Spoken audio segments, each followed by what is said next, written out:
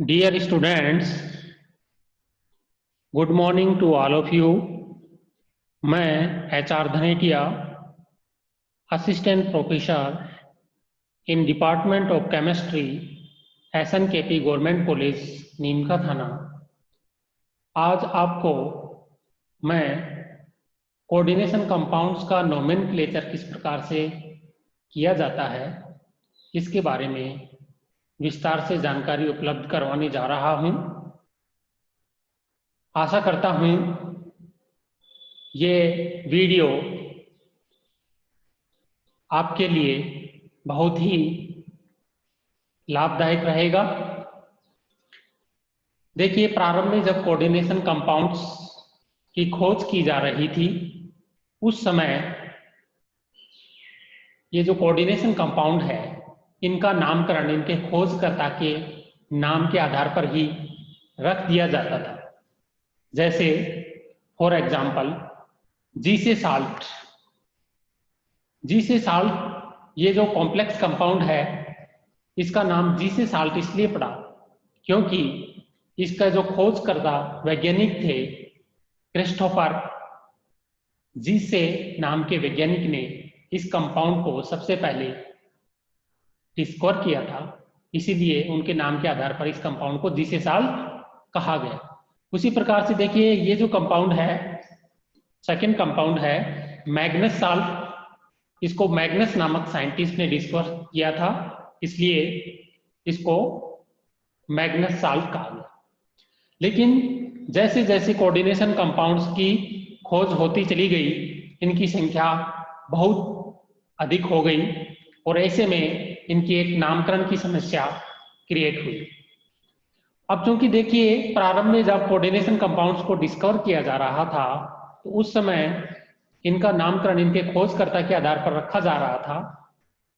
उस नामकरण की सबसे बड़ी जो लिमिटेशन थी वो ये थी कि उस नाम के आधार पर हम उस कॉम्प्लेक्स कंपाउंड का कंपोजिशन पता नहीं लगा सकते हैं कि ये कोऑर्डिनेशन कंपाउंड किस प्रकार की मेटल से मिलकर के बना है, इसमें कितनी संख्या में लिगेंड है, किस प्रकार के लिगेंड है। तो इसी लिमिटेशन को ध्यान में रखते हुए 1971 में IUPAC ने इनऑर्गेनिक कंपाउंड्स के नोमेनक्लेचर के लिए एक कमेटी ऑर्गेनाइज की और उस कमेटी के रिकमेंडेशन के बेसिस पे 1971 में कोऑर्डिनेशन कंपाउंड्स का जो सिस्टमैटिक और रैशनल सिस्टम डेवलप किया गया। उसके बाद में 1986 में, 1990 में, 1994 में, 1998 में और 2005 में इस नोमेनक्लेचर का जो मेथड है उसमें संशोधन किए गए। इसके बाद में देखिए, some important rules of nomenclature. जब हम कोऑर्डिनेशन कंपाउंड्स का नोमेनक्लेचर करते हैं तो हम कुछ नियमों की अनुपालना करते हैं। तो वो नियम कौन कौन से हैं? देखिए, सबसे पहला नियम ऑर्डर का नियम, यानी जब हम किसी कोऑर्डिनेशन कंपाउंड का नोमेनक्लेचर करते हैं, कैटायन, कोऑर्डिनेशन एंटिटी और एनाइन का नोमेनक्लेचर किस क्रम में किया जाता है इसके बारे में हम चर्चा करेंगे। देखिए, जैसा सिंपल साल्ट का हम नोमेनक्लेचर करते हैं, जैसे सोडियम क्लोराइड है, सोडियम क्लोराइड का हम नोमेनक्लेचर करते हैं सोडियम और क्लोराइड, यानी पहले कैटायन का नोमेनक्लेचर करते हैं उसके बाद में एनाइन का नोमेनक्लेचर करते हैं। ठीक उसी प्रकार से कोऑर्डिनेशन कंपाउंड के नोमेनक्लेचर के दौरान हम पहले कैटायंस का नोमेनक्लेचर करेंगे, उसके बाद में कोऑर्डिनेशन एंटिटी का नोमेनक्लेचर करेंगे और उसके बाद में एनाइंस का नोमेनक्लेचर करेंगे। लेकिन इस नोमेनक्लेचर के दौरान हमें ये ध्यान रखना है कि कैटायंस की जो संख्या है उसको हम कैटायन के नाम के साथ में अटैच नहीं करेंगे। विदाउट न्यूमरल प्रीफिक्सेस हमें कैटायन का नोमेनक्लेचर करना है। ठीक उसी प्रकार से एनाइन का नोमेनक्लेचर भी हमें विदाउट एनी न्यूमरल प्रीफिक्सेस, यानी बिना किसी संख्या को बताए उनका नोमेनक्लेचर करते हैं। उदाहरण के तौर पे देखिए, ये कॉम्प्लेक्स, इसमें देखिए ये जो कैटायन है ये कोऑर्डिनेशन एंटिटी है और इधर कोई एनाइन नहीं जुड़ा हुआ है इसमें, तो सबसे पहले किसका नोमेनक्लेचर करेंगे? कैटायन का। देखिए, इसके अकॉर्डिंग, इस स्ट्रक्चर के अकॉर्डिंग हम सबसे पहले कैटाइन का नोमेनक्लेचर करेंगे। लेकिन कैटाइन का नोमेनक्लेचर करने के दौरान हमें क्या ध्यान रखना है, इसकी संख्या डिनोट नहीं करनी, जैसा कि यहाँ पे लिखा हुआ है विदाउट न्यूमरल प्रीफिक्सेस, यानी ट्राई पोटेशियम नहीं लगाना हमें इसमें, हम क्या कहेंगे ओनली पोटेशियम। तो पोटेशियम, उसके बाद में स्पेस देंगे देखिए, और फिर इसके बाद में जो कोऑर्डिनेशन एंटिटी है उसका नाम लिखेंगे। कोऑर्डिनेशन एंटिटी का नाम लिखते समय हमें ये ध्यान रखना है सबसे पहले लिगेंड का नोमेनक्लेचर हो, उसके बाद में मेटल आयन का नोमेनक्लेचर हो। तो देखिए पोटेशियम, उसके बाद में लिगेंड का नोमेनक्लेचर। अब चूंकि ये लिगेंड क्या है, ऑक्जेलेटो है, कितने हैं 3 हैं, तो हम क्या कहेंगे ट्राई ऑक्जेलेटो, और विदाउट स्पेस के एल्यूमिनेट और थर्ड। अब यहाँ पे एल्यूमिनियम नहीं लिखा हमने, एल्यूमिनेट लिखा है, इसके पीछे रीजन है, उसको हम आगे डिस्कस करते हैं। देखिए 2 एग्जाम्पल और है यहाँ पे। पहला एग्जाम्पल है देखिए, अब यहाँ पे देखिए कैटाइन नहीं है इसमें, कोऑर्डिनेशन एंटिटी है और एनाइन है, तो हम कहां से शुरू करेंगे, यहां से शुरू करेंगे। कोऑर्डिनेशन एंटिटी में सबसे पहले हम नोमेनक्लेचर किसका करते हैं, लिगेंड्स का करते हैं, उसकी संख्या हम डिनोट करेंगे, तो कितने हैं हेक्सा, और ये लिगेंड का नाम क्या है एमीन, और उसके बाद में कोबाल्ट, थर्ड और क्लोराइड। अब देखिए इसको डाई क्लोराइड नहीं कहा है हमने, ओनली क्लोराइड कहा है, जैसा कि हमने पहली स्लाइड में डिस्कस किया था। देखिए इसमें विदाउट न्यूमरल प्रीफिक्सेस कैटाइन का नोमेनक्लेचर करना है, ठीक उसी प्रकार से विदाउट न्यूमरल प्रीफिक्सेस के एनाइन का नोमेनक्लेचर करना है, राइट।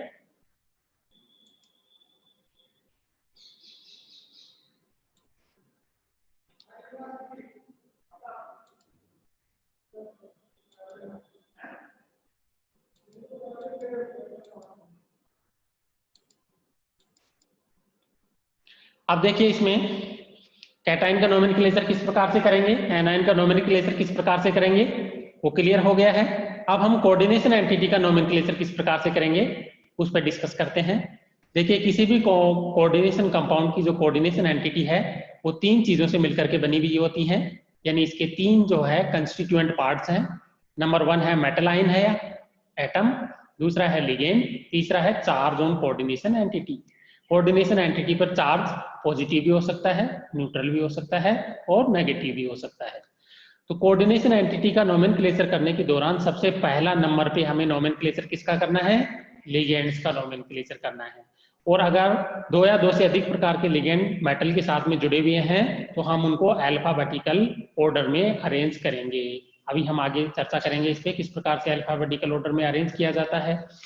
मैं लिगेंड का नोमेनक्लेचर होने के बाद में हम मेटल आयन का नोमेनक्लेचर करेंगे, ठीक है। मेटल आयन का नोमेनक्लेचर करने के दौरान हमें एक विशेष बात का ध्यान रखना है, अगर कोऑर्डिनेशन एंटिटी पे पॉजिटिव चार्ज है, चार्ज ऑन कोऑर्डिनेशन एंटिटी कैसा है पॉजिटिव, तो हम मेटल आयन को सिंपल उसका नाम लिखेंगे, जैसे आयरन है तो आयरन, कोबाल्ट है तो कोबाल्ट, और क्रोमियम है तो क्रोमियम, और उसके साथ में रोमन में ब्रैकेट लगा करके उसकी ऑक्सीडेशन नंबर लिख देंगे। अगर कोऑर्डिनेशन एंटिटी पर चार्ज 0 है यानी न्यूट्रल है तो भी हम धन आयन के समान ही उसका सिंपल नेम लिखेंगे मेटल का, जैसे iron, chromium, manganese, cobalt, nickel etcetera. लेकिन एक विशेष परिस्थिति जिसमें अगर कोऑर्डिनेशन एंटिटी पे कैसा चार्ज है, नेगेटिव चार्ज है, तो जब नेगेटिव चार्ज होगा तो हमें ध्यान रखना है मेटल आयन का नोमेनक्लेचर करने के दौरान उसका जो लैटिन नाम है उसके आखिर में हमें 8 जोड़ना है। फॉर एग्जाम्पल जैसे आयरन है उसका लैटिन नाम क्या है फेरम, तो फेरम के 8 जोड़ेंगे तो क्या बनेगा फेरेट, उसके बाद में ब्रैकेट लगा करके रोमन में उसका ऑक्सीकरण अंक लिख देंगे।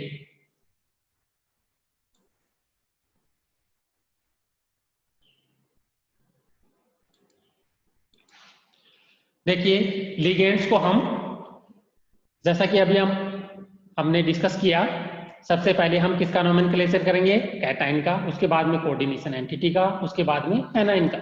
कोऑर्डिनेशन एंटिटी का नोमेनक्लेचर करने के दौरान हम सबसे पहले किसका नोमेनक्लेचर करते हैं? लिगेंड का। किस प्रकार से करेंगे? अल्फाबेटिकली करेंगे।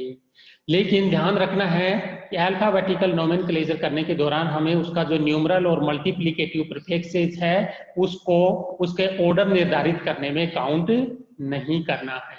उदाहरण के लिए देखिए, जैसे डाई एमीन है तो हमें एमीन को अल्फाबेटिकल ऑर्डर में शामिल करना है, एमीन न कि डाई को हमें इसमें शामिल करना है।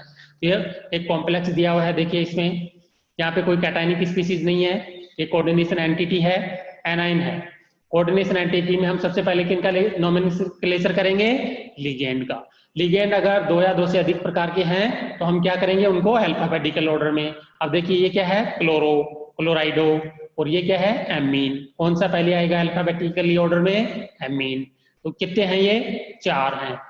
टेट्रा को हम ऑर्डर में शामिल नहीं करेंगे, टेट्रा को हम ऑर्डर निर्धारित करने में शामिल नहीं करेंगे। कहां से शुरू करेंगे? ए से।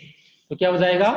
टेट्रा एमीन, फिर उसके बाद में डाइक्लोरो, डाइक्लोरिडो, राइट, टेट्रा एमीन डाइक्लोरिडो, फिर उसके बाद में कोबाल्ट। अब देखिए इस कोऑर्डिनेशन एंटिटी पे चार्ज कैसा है? पॉजिटिव। उसको संतुलित करने के लिए ब्रोमाइड आयन जोड़ा गया है। तो हम मेटल का सिंपल नाम लिखेंगे, कोबाल्टेट नहीं लिखेंगे, कोबाल्ट। तो टेट्रा एमीन डाइक्लोराइडो कोबाल्ट, और ऑक्सीडेशन स्टेट कितनी है इसकी? 3, और इसके बाद में ब्रोमाइड। ओके, नेक्स्ट देखिए, ये जो न्यूमरल प्रीफिक्सेज है यानी लिगेंड कितनी संख्या में मेटल के साथ में जुड़े हुए हैं, तो उसके लिए हम अगर एक लिगेंड जुड़ा हुआ है तो मोनो वर्ड यूज करते हैं, लेकिन हम मोनो वर्ड का इस्तेमाल नहीं करेंगे। अगर 2 लिगेंड जुड़े हुए हैं सेम प्रकार के तो हम डाई या बिस यूज करेंगे। 3 सेम प्रकार के लिगेंड मेटल के साथ में अटैच्ड हैं तो ट्राई या ट्रिस वर्ड हम यूज करेंगे, प्रीफिक्स हम यूज करेंगे। 4 जुड़े हुए हैं तो टेट्रा, 5 जुड़े हुए हैं तो पेंटा, 6 हैं तो हेक्सा, 7 जुड़े हुए हैं तो हेप्टा। इसी क्रम में हम आगे इनका प्रीफिक्सेस का नोमेनक्लेचर करते चले जाएंगे। नेक्स्ट देखिए, इसमें अगर 2 एमीन जुड़े हुए हैं तो इसको हम क्या कहेंगे? Diamine, AMMINE, amine. अब देखिए इसमें CH3NH2 का होल ट्वाइस यानी मेथिल एमीन। ये क्या है? Methyl amine. अब ये 2 हैं तो इसको हम क्या लिखेंगे? बिस मेथेन एमीन, बिस मेथेन एमीन। इसको हमने डाई क्यों नहीं लिखा? क्योंकि यहाँ पे देखिए डाई मेथिल एमीन, अगर हम इसको यहाँ पे डाई लिखते तो ये कंफ्यूजन होता है कि ये कंपाउंड है या ये कंपाउंड है। इन दोनों को क्लियर करने के लिए हमने यहाँ पे 20 वर्ड इस्तेमाल किया है, क्योंकि मेथिल एमीन 2 हैं तो हम क्या कहेंगे इसको? Methane amine, methane amine 20। ठीक इसी प्रकार से इसमें डाई मेथिल एमीन है। एग्जाम्पल देखिए, न्यूट्रल कोऑर्डिनेशन कंपाउंड है, इसमें ये जो कोऑर्डिनेशन एंटिटी किसी प्रकार का चार्ज नहीं है तो हम कहां से शुरू करेंगे? लिगेंड से शुरू करेंगे। लिगेंड को अल्फाबेटिकल ऑर्डर में देखिए, ये क्या है? क्लोरो है, ये क्या है? Methane amine, methane amine. तो देखो एम बाद में आ रहा है, सी पहले आ रहा है, तो इसका नोमेनक्लेचर करेंगे, संख्या डिनोट करेंगे, प्रीफिक्स लगाएंगे। तो देखिए इसका नाम क्या है? क्लोराइडो, या क्लोरो भी कह सकते हैं हम इसको, लेकिन प्रेजेंट में जो नाम यूज किया जा रहा है इसका क्या है? क्लोराइडो। तो क्या लिखेंगे? डाई क्लोराइडो, फिर उसके बाद में बिस लगाएंगे, फिर मेथेनामीन कॉपर सेकेंड। फिर देखिए नोमेनक्लेचर ऑफ लिगेंड। लिगेंड्स का नोमेनक्लेचर किस प्रकार से किया जाता है? जैसा कि हमने जो पहली कक्षा थी कोऑर्डिनेशन कंपाउंड का जनरल इंट्रोडक्शन, और इसमें जो बॉन्डिंग किस प्रकार का होता है उसमें हमने डिस्कस किया था लिगेंड क्या होते हैं, कितने टाइप के होते हैं, राइट।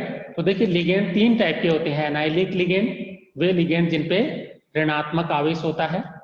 न्यूट्रल लिगेंड, वे लिगेंड जिन पे किसी प्रकार का आवेश नहीं होता है। और कैटायनिक लिगेंड, वे लिगेंड जिन पे धनायन होता है, राइट। तो 3 प्रकार के लिगेंड हो गए। लेकिन ये ध्यान रखना है अल्फाबेटिकल ऑर्डर हमें अरेंज करते समय उनका चार्ज पे हमें कोई ध्यान नहीं देना है। Alphabetical order should be irrespective of charge।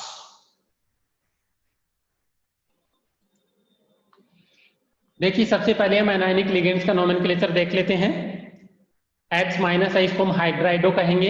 O2 minus ऑक्साइडो, ये हाइड्रोक्साइडो, आयोडाइडो, ब्रोमाइडो, क्लोराइडो, फ्लोराइडो, कार्बोनेटो, ऑक्जेलेटो, सल्फेटो, नाइट्राइटो। देखिए इसमें ये ध्यान देना है, NO2 माइनस को नाइट्राइटो बोलते हैं, NO3 माइनस को नाइट्रेटो बोलते हैं।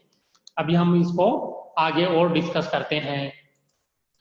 फिर देखिए न्यूट्रल लिगेंड्स में एक्वा, H2O को हम क्या बोलेंगे, aqua, carbonyl, nitrosyl, methanamine, hydrogen. Cationic ligand का नोमेनक्लेचर देखिए, उसमें ईएम जोड़ेंगे हम लास्ट में, लिगेंड के नाम के लास्ट में हम क्या जोड़ेंगे, ईएम, नाइट्रोसोनियम, हाइड्रोजीनियम। इस प्रकार से हम इनका कैटायनिक लिगेंड्स का नोमेनक्लेचर करते हैं। फिर देखिए अगर कोई एम्बाइडेंटेड लिगेंड मेटल के साथ में जुड़ा हुआ है तो अटैचमेंट पॉइंट को हम कैसे डिनोट करें नोमेनक्लेचर के दौरान, राइट। तो देखिए फॉर एग्जांपल ये मेटल आयन है या मेटल एटम है, इसके साथ में क्या जुड़ा हुआ है, HCN, यानी सल्फर और मेटल के बीच में बॉन्डिंग है, तो इसको हम क्या कहेंगे, थायोसाइनेटो। ये जो लिगेंड इसका नाम क्या है, थायोसाइनेटो। लेकिन बॉन्डिंग किधर से हो रहा है, सल्फर के साथ में मेटल का बॉन्डिंग हो रहा है, तो हम इसको क्या कहेंगे, थायोसाइनेटो। ये कप्पा है, कप्पा और कैपिटल S, ओके। इसी प्रकार से ये देखिए सेकंड केस, मेटल का बॉन्डिंग किससे हो रहा है, नाइट्रोजन से, तो क्या लिखेंगे, थायोसाइनेटो, कप्पा, कैपिटल N। या फिर हम कप्पा वर्ड का इस्तेमाल न करके डायरेक्ट हम इटालिक वर्ड यूज कर देते हैं, जैसे थायोसाइनेटो, इसके लिए हम क्या यूज करेंगे, थायोसाइनेटो इटालिक S। फिर इसी प्रकार से इसके लिए थायोसाइनेटो इटालिक N, राइट। अब इसी प्रकार से देखिए मेटल के साथ में नाइट्रेटो ग्रुप जुड़ा हुआ है, तो इसमें दो पॉसिबिलिटी है, मेटल के साथ में नाइट्रोजन जुड़ा हुआ है तो इसको हम कहेंगे नाइट्राइटो N, और इसको हम कहेंगे मेटल के साथ में ऑक्सीजन जुड़ा हुआ है तो नाइट्राइटो O। एग्जाम्पल देखिए इसमें सोडियम, अब देखिए कोबाल्ट के साथ में नाइट्रोजन जुड़ा हुआ है तो हम क्या कहेंगे, सोडियम, इसकी संख्या हेक्सा नाइट्राइटो एन, फिर कोबाल्टेट, इस पे चार्ज कैसा है, 3 माइनस। जैसा कि हमने पहले डिस्कस किया है, कोऑर्डिनेशन एंटिटी पे अगर नेगेटिव चार्ज है तो हम क्या करेंगे, मेटल का लैटिन नाम यूज करेंगे और उसके लास्ट में क्या जोड़ देंगे, 8 जोड़ देंगे, तो क्या हो जाएगा, कोबाल्टेट। उसके बाद में इसकी ऑक्सीडेशन नंबर रोमन में बर्किट लगाते हुए, तो क्या नाम हो गया इसका, देखिए sodium hexa nitrito and cobaltate third. दूसरा कॉम्प्लेक्स देखिए, इसका नोमेनक्लेचर किस प्रकार से करेंगे, देखिए सबसे पहले कैटायनिक स्पीशीज अमोनियम, फिर उसके बाद में हेक्साथायोसाइनेटो, फिर हाइफन S, देखिए S इस तरीके से, हेक्साथायोसाइनेटो हाइफन S, फिर देखिए प्लेटिनेट। अब इसके बाद में देखिए यहाँ पे -2 चार्ज है, HCN पे -1 चार्ज, 6 पे कितने हो गए, -6, तो इसका मतलब इस पे कितना होना चाहिए, प्लस का 4, तो क्या लिख देंगे, ammonium hexathiocyanato hyphen italic S platinate 4। फिर देखिए ज्योमेट्रिकल आइसोमेरिज्म या ज्योमेट्रिकल आइसोमर्स हैं, उनका नोमेनक्लेचर हम किस प्रकार से करेंगे, देखिए इसमें प्लेटिनम का कॉम्प्लेक्स है, स्क्वायर प्लेनर कॉम्प्लेक्स, जिसमें 2 Cl जुड़े हुए हैं, 2 NH3 जुड़े हुए हैं, लेकिन इन लिगेंड्स की पोजीशन क्या है, एक दूसरे की सिस है, तो हम क्या यूज करेंगे, सिस। फिर उसके बाद में लिगेंड्स का अल्फाबेटिकल ऑर्डर में नोमेनक्लेचर, सबसे पहले क्या आएगा, एमीन, तो सिस डाइअमीन डाइक्लोराइडो प्लेटिनम सेकेंड। इसी प्रकार से देखिए इसमें प्लेटिनम के साथ में 2 NH3 ट्रांस पोजीशन पे जुड़े हुए हैं, ये भी दोनों ट्रांस पोजीशन पे हैं, तो क्या कहेंगे, ट्रांस डाइअमीन डाइक्लोराइडो प्लेटिनम सेकेंड, ओके। ये था ज्योमेट्रिकल आइसोमर्स। फिर है ऑप्टिकल आइसोमर्स का हम नोमेनक्लेचर किस प्रकार से करें, तो यहाँ पे देखिए डी डेक्स्ट्रो रोटेटरी और लेवो रोटेटरी, तो एक कॉम्प्लेक्स कंपाउंड जो है, जो प्लेन पोलराइज्ड लाइट है उसको अगर राइट साइड में मूव करता है, घुमाता है, तो उसको हम बोलते हैं डेक्स्ट्रो रोटेटरी, जो लेफ्ट साइड में मूव करता है उसको लेवो रोटेटरी बोलते हैं। तो देखिए ये दोनों कॉम्प्लेक्स है, इसको हम डी के रूप में भी लिख सकते हैं, और प्लस, डी का मतलब प्लस, और अगर यहाँ पे एल है तो उसको हम माइनस लिखेंगे, लियो रोटेटरी। तो इसका नोमेनक्लेचर किस प्रकार से करेंगे, देखिए सबसे पहले कैटायन का नोमेनक्लेचर पोटेशियम, फिर उसके बाद में इसकी ऑप्टिकल प्रॉपर्टीज डी एल या प्लस माइनस जो भी है हाइफन, फिर इस कोऑर्डिनेशन एंटिटी का नोमेनक्लेचर ट्राई ऑक्जेलेटो इरिडेट थर्ड। इरिडेट क्यों लगाया हमने, क्योंकि इस कोऑर्डिनेशन एंटिटी पे क्या है, नेगेटिव चार्ज है, उसको बैलेंस हमने पोटेशियम से किया है, और इसकी कोऑर्डिनेशन जो नंबर है थर्ड। ओके, तो ये नोमेनक्लेचर कोऑर्डिनेशन कंपाउंड का, और आपके ये जो नोमेनक्लेचर है वो निश्चित रूप से समझ में आया होगा, और मैं आशा करता हूं इससे आगे का जो नोमेनक्लेचर है, यहां तक का जो नोमेनक्लेचर के जो रूल्स हैं वो क्लियर होने के बाद में हम इसमें जो पॉली न्यूक्लियर, डाई न्यूक्लियर और जो ब्रिजिंग टाइप के कॉम्प्लेक्सेस होते हैं उनका नोमेनक्लेचर डिस्कस करेंगे। आज इतना ही डिस्कस करेंगे, धन्यवाद। क्योंकि कोरोना महामारी का संक्रमण दिनों दिन फैलता ही जा रहा है, आप घर पे रहें, सुरक्षित रहें, अपना और अपने परिजनों का ध्यान रखें। धन्यवाद।